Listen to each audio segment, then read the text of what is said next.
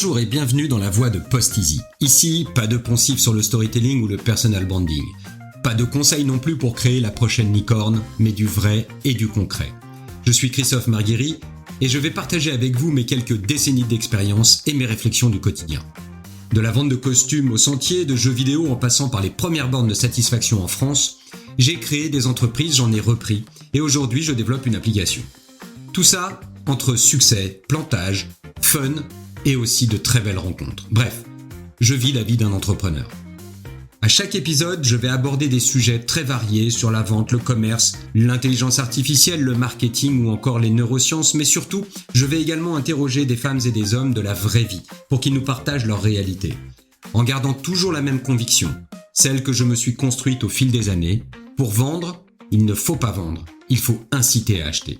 Alors, si cette philosophie vous embarque, décollons avec ce nouvel épisode.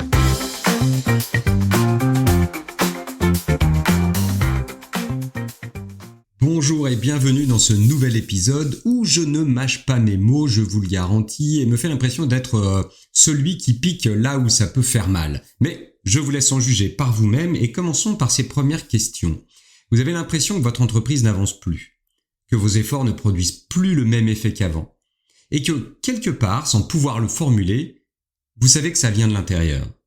Alors je vais vous parler franchement, sans détour, car le constat que je vous livre ici, je l'ai vécu personnellement. Si vous écoutez ce podcast, c'est parce que quelque chose vous dérange profondément. Vous sentez que les choses pourraient aller mieux, mais vous ne savez pas exactement comment. Vous vous demandez même parfois si le problème, ce n'est pas vous. Et oui, vous êtes dirigeant et vous vous posez des questions.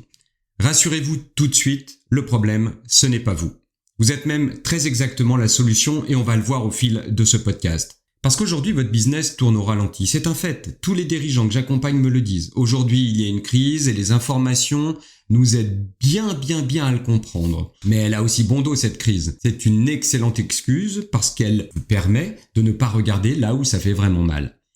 Je peux vous certifier que ce qui vous ralentit était là avant la crise. Et ce sera là après la crise si vous n'en prenez pas conscience maintenant. Car comme toujours, ceux qui restent en vie ne sont pas ceux qui commencent à ramasser les glands quand la neige a fondu. Oui, l'allégorie est étrange, mais en attendant, c'est bien vrai. Parce qu'il faut anticiper pendant la crise et aussi quand tout va bien. Je me souviens d'un dirigeant Ricoh. Ricoh, la marque de photocopieurs. Pour ceux qui suivent mes podcasts, vous savez que j'y ai travaillé il y a fort longtemps. Eh bien, il était intéressant ce monsieur parce qu'il est venu pour nous annoncer quelque chose pendant une grande convention nationale. On est en 1993, oui, c'est vrai, 1993. Et il n'a dit qu'une chose, ce monsieur. Il n'a dit qu'une chose. Il a dit, c'est quand tout va bien qu'il faut tout changer. Mais moi, je rajouterais aujourd'hui, c'est quand tu sais que t'es en pleine crise qu'il y a intérêt à se bouger. Alors, c'est sûrement moins féerique que ce qu'il a pu dire, mais revenons à notre crise existentielle aujourd'hui et vous allez voir que si votre CA n'est pas bon, les clients n'annulent pas pour autant leurs commandes, mais ils ont tout mis en stand-by. J'imagine que vous avez fait pareil. Vous ne pouvez donc pas leur reprocher. Cependant, ce n'est pas parce qu'ils ont tout mis en stand-by que leur entreprise s'est arrêtée. Il y a des besoins, moindres j'en conviens, mais toujours réels. Ceci dit, pour les trouver, il faut être présent. Et il faut être là pour qu'ils vous choisissent et qu'ils choisissent que ce soit vous qui répondiez à ces besoins. Et c'est là que l'on se rend compte que l'on n'est plus l'entreprise que l'on a été ou que l'on devrait être. Vous êtes transparent, voire introuvable, voire inenvisageable pour eux. Pourquoi puis-je dire cela avec autant de certitude ? Parce que je l'ai vécu, et pour le cas, j'en étais le responsable. Je me suis laissé bercer sans considérer le changement de marché, ni d'ailleurs le remplacement de l'ancienne équipe d'acheteurs par des nouveaux que je disais ne rien comprendre. J'ai laissé faire l'immobilisme de mes collaborateurs et je me suis reposé sur mes 10 ans d'expérience et la connaissance que j'avais du client. C'est le résumé de mon constat actuel qui m'a relancé en m'obligeant à trouver des solutions dont j'en ai fait d'un principe une méthode, voire une philosophie que j'appelle le market selling et que je partage régulièrement avec vous. Allons directement dans le vif du sujet. La première réalité est que vous avez perdu le contact réel avec votre client. Oh, je ne parle pas de celui qui est devenu un copain et avec qui on ne parle plus vraiment de vente, mais on parle de business, généralité, voire parfois de personnel. Je parle de ce client qui n'est pas encore dans votre CRM, celui qui est dehors et que vos commerciaux n'ont pas encore été chercher. Rappelez-vous à vos débuts. Vous saviez exactement ce que vos clients attendaient. Vous anticipiez même leurs besoins. Vous étiez pertinent parce que vous aviez été connecté au terrain, aux attentes réelles de votre marché. Et c'est normal. Vous veniez de lancer votre affaire ou vous veniez d'en reprendre une pour la dynamiser. Aujourd'hui, Vous vous êtes éloigné, sans même vous en rendre compte. Pendant ce temps-là, vos clients, eux, ont changé. Ils se sont informés, ils ont automatisé les choses. Votre compréhension du client n'est plus aussi précise qu'elle devrait l'être. Et puisque c'est ainsi, vous n'avez pas mis en place ce qu'il faut pour que vos commerciaux ne soient pas comme vous. Et eux non plus ne savent plus qui est derrière l'ordinateur qui commande. Les acheteurs aujourd'hui prennent 67% de leurs décisions avant même de vous appeler. Vous ne le saviez peut-être pas, mais vous avez ressenti l'inconfort, aussi bien chez vous que chez vos commerciaux. Un deuxième élément, c'est que votre message n'est plus aligné avec la réalité de vos clients. Et puisque nous parlons de cet acheteur, sachez que votre site internet, vos publications LinkedIn, votre communication parlent essentiellement de vous et uniquement de vous. Vous demandez à votre service com ou à une agence de communication de communiquer comme s'il s'agissait d'une stratégie commerciale. Mais non, la communication n'a rien de commercial. C'est un outil de rassurance, au mieux, si elle est bien structurée par votre stratégie. Rappelez-vous, la fierté de toute l'entreprise quand le post avec Chantal qui a eu la fève a rapporté 100 de likes. Mais combien de clients ? Quelle image réelle a été transmise avec cette publication ? Si c'est ça la communication, vous confirmez que ce n'est pas une stratégie commerciale. Votre communication est devenue auto-centrée. Et ça, c'est fait pour vous rassurer, mais pas pour vendre. Revenons à vos premiers temps, à l'époque où tout était clair et où vous ne parliez pas de vous. Normal, vous n'aviez pas de passé, pas d'ego d'entreprise. Vous aviez pour assurer les solutions que vous apportiez et surtout un discours tourné vers le client parce que vous n'aviez pas encore à montrer ce que vous aviez fait. Et ça marchait. C'est ce qui me fait dire que la voix de votre entreprise aujourd'hui est diluée, confuse. Votre voix, celle de votre entreprise, est discordante. Entre ce que vous souhaitez que l'on dise de votre réussite, du discours que vous aimeriez avoir comme cette nouvelle start-up concurrente là qui a plus de succès que vous sur les réseaux sociaux et qui vous énerve, vous êtes dans le MeToo marketing qui ne vous correspond absolument pas. Comme tous les vieux, vous montrez vos galons, et comme toutes les startups, vous montrez le dernier after work au laser game. Avec cela, comment ce que vous êtes et ce que vous représentez peut avoir le même écho chez tous les collaborateurs et dans les oreilles de vos clients et de vos prospects. Et sachez que votre équipe commerciale est coincée entre deux mondes. Elle ne sait pas ce que vous voulez transmettre. Elle voit ce que la com diffuse et généralement n'est pas d'accord avec, et elle se retrouve avec elle ce qu'elle doit dire, sans connaître vous ce que vous voudriez qu'elle dise, quand elle est face à face avec un client. Ce fameux client qui en sait d'ailleurs beaucoup plus sur vous et vos offres, ainsi que sur celles de vos concurrents. Oui, 67% de sa démarche a eu lieu sur Internet, avant même qu'il vous parle. Alors entre ce que vous aimeriez que vos commerciaux disent, que ce que la communication dit pour faire croire que vous êtes une start-up, et ce que les commerciaux, eux, disent avec leurs propres sentiments, votre discours est complètement de guingois. Oui, c'est un vieux mot, mais je l'aime bien. Et cette notion où le commercial ne sait plus comment se positionner, je l'ai rencontré des centaines de fois avec tous les commerciaux d'ailleurs que j'ai formés. Et j'en ai presque réalisé une étude sociologique imparable. Il faut savoir que vous laissez faire vos commerciaux comme ils font depuis toujours. Vous ne les brusquez pas parce qu'ils ramènent du chiffre pour payer les charges et les salaires.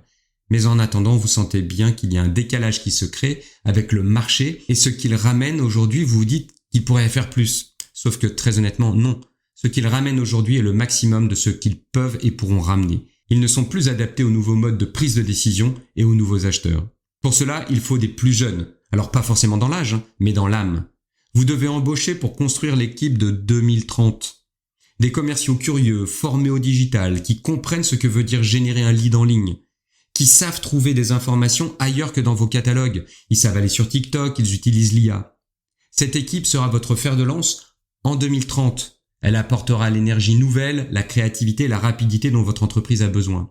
C'est elle qui vous permettra de devancer vos concurrents. Ces nouveaux acteurs agiles, jeunes, efficaces, qui sont déjà en train de prendre votre place sur le marché. Rappelez-vous cette start-up qui vous énerve. Mais maintenant, revenons-en à mon étude sociologique. D'un côté, chez vous, vous avez les commerciaux historiques, qui vendent comme ils savent vendre depuis des décennies, avec leur méthode, un peu fatiguée c'est vrai, mais rassurante. Ils ne s'alignent absolument pas sur votre communication, ne veulent pas se montrer sur les réseaux sociaux et ils n'ont pas ou plus d'appétit pour aller se cultiver sur ce que fait leur client, ni même sur ce qu'ils pourraient eux-mêmes proposer en plus. Et de l'autre côté, vous avez ceux qui voudraient faire autrement, vos jeunes commerciaux, pleins de potentiel mais bloqués, pas outillés, pas guidés, pas intégrés à la stratégie. Et oui, vous êtes encore dans cette discordance. Et vous allez voir que cette dernière équipe, très vite, soit elle s'éteint et vous la virez, soit elle va copier les anciens. Et ces deux mondes-là ne se parlent pas. Et surtout, ils ne sont pas mixables. N'essayez pas de transformer les anciens, accompagnez plutôt les nouveaux. Ceux que j'appelle les commerciaux des 33% restants. Ceux-là sont intrinsèquement différents. Vous devez leur permettre de s'accorder à votre message, à l'image de l'entreprise de demain, à l'attente des nouveaux clients. C'est pour eux que vous allez développer un marketing centré sur les besoins du client et non sur votre nombril. Si vous ne développez pas ces outils, cette philosophie, ils ne vont pas s'épanouir, ils vont s'ennuyer, ils vont s'encrouter. En résumé, vous allez travailler les deux mondes. Vous laissez faire les anciens comme ils font, c'est rassurant et ils ramènent l'argent nécessaire pour payer le sandwich de demain. Et vous développez votre message, vos offres et votre marketing avec l'équipe 2030. Celle que vous allez former à accompagner le client pour l'inciter à acheter et non pas à vendre. Attention à ne pas laisser l'équipe 2030 devenir celle d'aujourd'hui. Vous devez investir dans votre marketing et dans votre image pour cette équipe-là, pas pour celle qui est en place. Et d'ailleurs, vous n'avez pas à tout changer, parce que vous avez tout en interne. Mais aujourd'hui, vous n'exploitez rien si vous ne reprenez pas ce que vous étiez à vos débuts finalement. Et ce que vous étiez au début, c'était le fait que vous ne basiez pas tout votre discours sur vous. Que vous créiez des offres qui répondaient aux besoins du client pour maintenant, mais surtout pour dans 1, 2 ou 3 ans. Ayez des commerciaux qui assurent le quotidien, mais surtout embauchez et formez l'équipe de 2030. Créez un message pour cette dernière équipe et faites-le diffuser par cette équipe elle-même. Vous obtiendrez 561% plus de visibilité quand un de vos collaborateurs parlera plutôt que votre entreprise. Et pour répondre à l'interrogation du début, vous êtes la solution, pas le problème. Mais il faut voir la vérité en face et savoir que c'est maintenant que vous devez bouger les lignes. Votre expérience, votre recul, votre légitimité sont vos plus grandes forces. Vous devez simplement remettre en question les habitudes qui vous ralentissent. Si vous êtes arrivé jusqu'ici d'ailleurs, le meilleur conseil que je puisse vous donner est le suivant. Ce week-end, partez marcher sans but précis, pendant 1 heure minimum.